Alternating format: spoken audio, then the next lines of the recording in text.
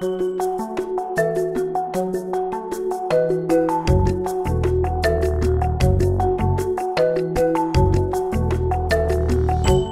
semaine, la JLMB est consacrée à la toujours plus complexe question du secret professionnel de l'avocat. Nous partons de deux arrêts de la Cour de cassation de France du 22 mars 2016.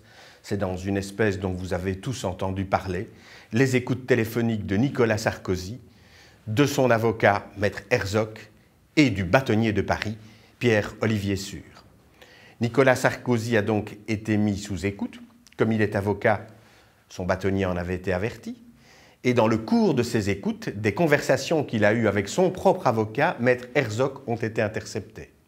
Et puis ensuite, des conversations entre Maître Herzog et Pierre-Olivier Sûr, le bâtonnier de Paris donc, ont également été interceptées. Deux arrêts du 22 mars. Le second porte sur ces écoutes entre Maître Herzog et le bâtonnier. Et là, la Cour de cassation de France reconnaît que l'on a violé tous les principes applicables en matière de secret professionnel. Ces écoutes-là ne sont donc pas validées. En revanche, les écoutes qui portaient sur Nicolas Sarkozy et qui ont donc permis d'intercepter ces conversations avec son conseil, Maître Herzog, ont été validées. La Cour de cassation utilise à cet égard un raisonnement qui nous paraît extrêmement critiquable. Elle va en effet valider ces conversations en avançant qu'au moment où les conversations ont été enregistrées, Maître Herzog n'était pas le conseil d'une personne qui était mise en instruction ou placée en garde à vue. Il n'y avait donc pas encore de procédure pénale en cours. Elle va ajouter, la Cour de cassation, que les écoutes permettent de suspecter que Maître Herzog a été associé aux agissements critiquables du président Nicolas Sarkozy. La deuxième sentence de la Cour de cassation paraît moins critiquable que la première, mais la seconde revient à limiter le champ d'application du secret professionnel d'une façon qui est absolument indue. Pour nous, le secret professionnel s'applique tant lorsque l'avocat défend que lorsqu'il conseille.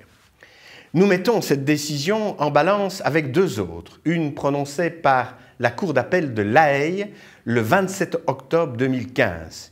Il s'agissait de la mise sous écoute systématique d'un cabinet d'avocats spécialisé en droit pénal, le cabinet Praken de Oliveira.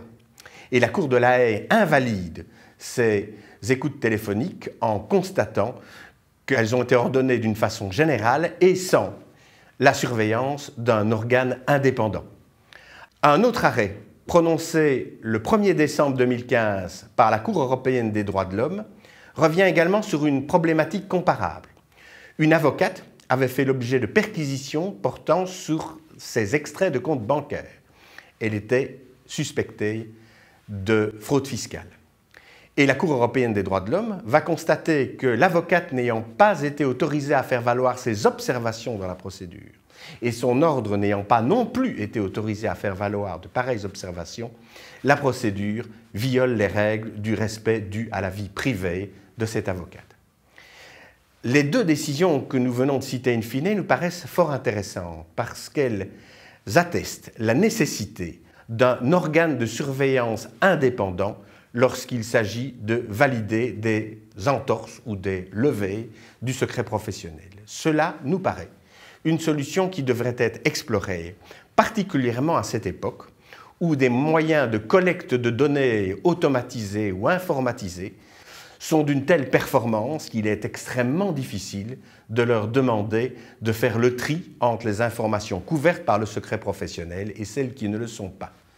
Nous devrions aller vers un juge du secret, sous une forme ou une autre, qui défend d'ailleurs de l'ordre juridique dans lequel on se place. C'est en ce sens que Jean-Pierre Beul et moi-même commentons ces différents arrêts dans ce numéro consacré au secret professionnel.